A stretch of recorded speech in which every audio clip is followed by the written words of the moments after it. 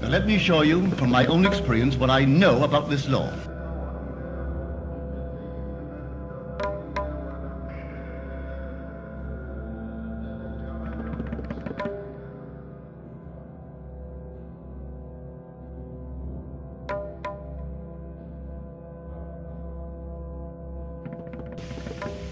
I can waste power in the world of Caesar. We're doing it by the billions every year with our little war and all the nonsense we have in the world. This power you can't waste. You can misuse it, but you can't waste it. I can misuse it every moment of time by imagining unlovely things about people, unlovely things about myself. And I can use it hatefully. Well, I can't waste it. I'll show you why you can't waste it.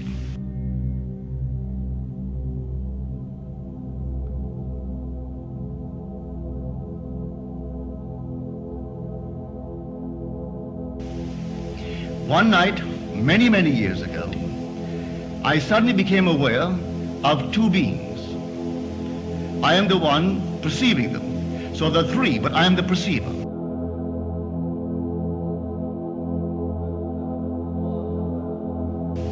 Here above me stands the most beautiful woman imaginable, an angel. An angel of beauty and of everything that was lovely. And below me, the most monstrous thing that man could ever conceive. Covered in hair, like an ape, but it could speak. It spoke guttily. I looked at it, then it looked at me, and then it pointed to this beautiful angelic being, and it called this woman Mother. Well, I was so annoyed with this monstrous thing that I pummeled it. It gloated. It loved violence. It fed on violence. Every time I was violent, it became stronger. And this beautiful thing, glowing, but this one is calling it Mother. And suddenly, as I am beating this thing, I realize, but this is the embodiment of all of my misspent energy. As this one is the embodiment and personification of every noble thought I've ever entertained. I looked at this thing. I had no one with whom I could swear. I felt a compassion I have never known before. I looked at this monstrous thing and realized it is but the result of my own misused energy. It never should have been given birth. And I said to myself, I will redeem you if it takes me eternity. I pledged myself to redeem it. Do you know what happened?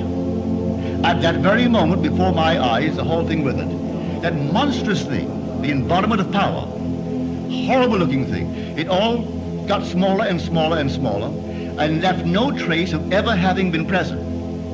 But as it got smaller and smaller and disappeared, the energy returned to me.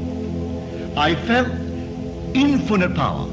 I felt like I could have done anything. The power returned to me. It wasn't wasted. It was misused, but not lost. Nothing is lost in all my holy mountain. So you can't lose the power.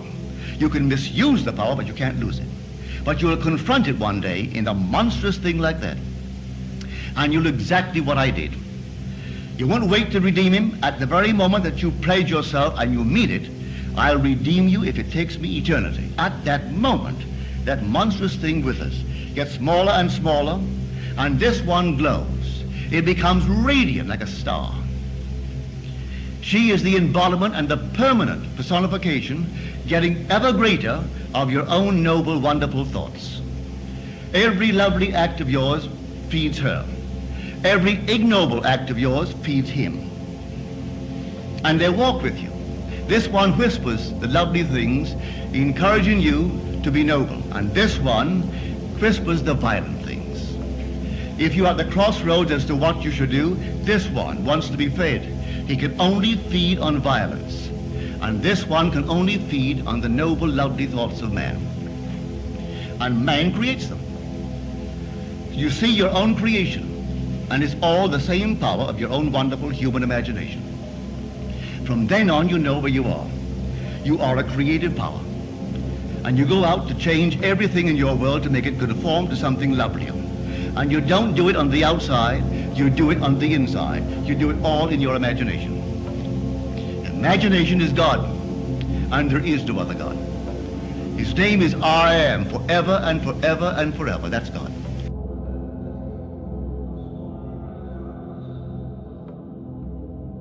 So here in this wonderful world of ours, you have the power. You don't need financial power. That won't do it. You can buy health. You can buy respect, or you can buy it for a little while, but they don't really respect you. Let the money go and they don't respect you. You don't need anything in the world of Caesar to buy what you want. Come, you're told, buy it, without price, without money. When you say buy it without price, well then you see it's not Caesar's coin that you use. You use your own wonderful human imagination.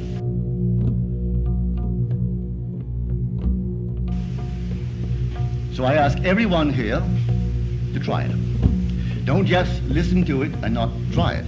You are the operant power. It doesn't operate itself. And so when I know what I should do, well then do it.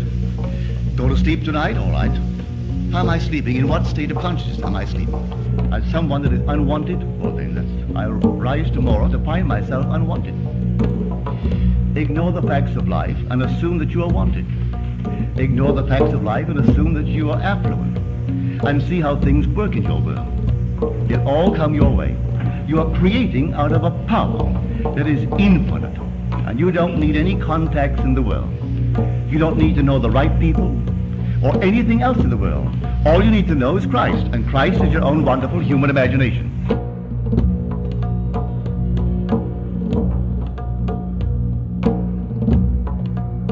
So if this building is yours, suppose it burns tonight, so what?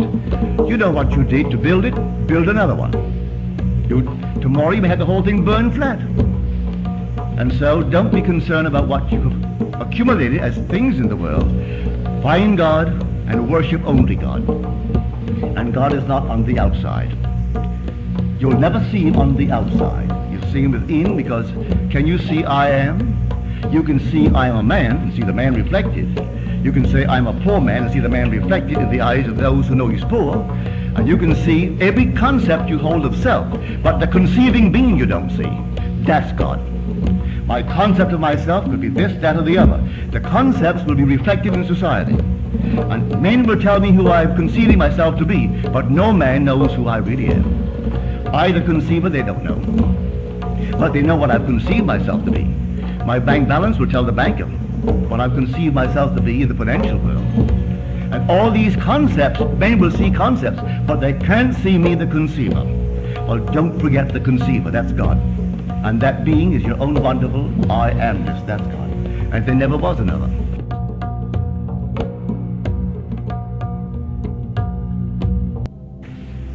So I tell you, unmarried ladies, if you desire to be married, maybe you don't. If you do, that's the way to do it. And he'll come out of the nowhere. You don't have to go and buy anyone or try to meet the right people.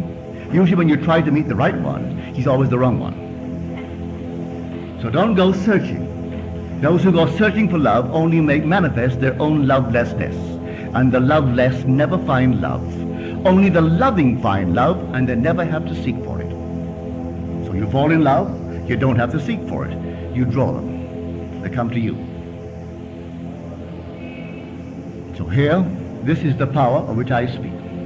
The power of the universe, the power that created and sustains the universe, is resident in you as your own wonderful human imagination. That's God.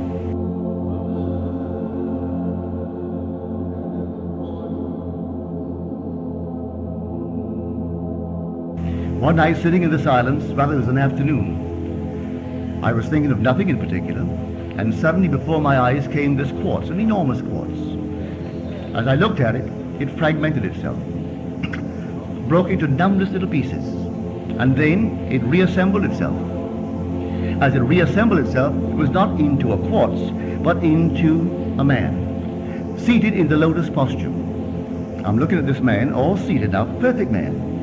As I looked at him, I'm looking at myself. Here I am, the perceiver, observing myself, seated in the lotus posture, this deep, deep meditation. And as I became aware that I'm looking at myself, it began to glow. And it glowed and glowed and glowed. When it reached the intensity of luminosity, it exploded. And then I returned to this level. Where did I see him? Within me.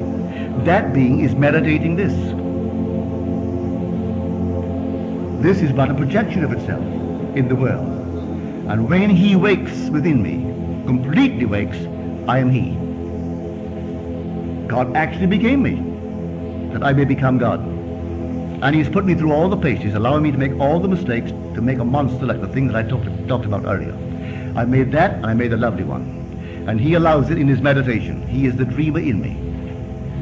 And he's dreaming this, and dreaming everything that I dream in this world. And when he awakes, this will cease to be, and I am he. And he is God.